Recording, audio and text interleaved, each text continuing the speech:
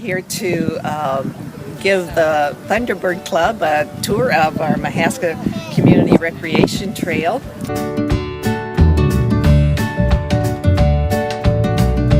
Bleachers here, which are over there, they hold 2,150.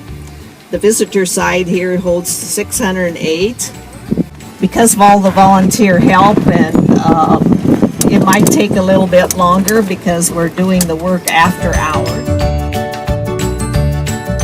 We have the recycling center there and the county shop over there.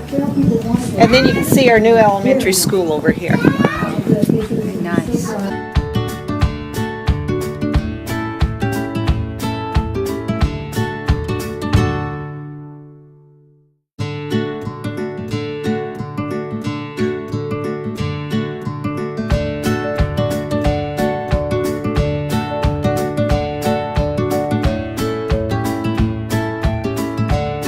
It's just a blessing every time I go out. I see something new or something I hadn't noticed before, and just to see everybody else enjoying the trip is a real pleasure.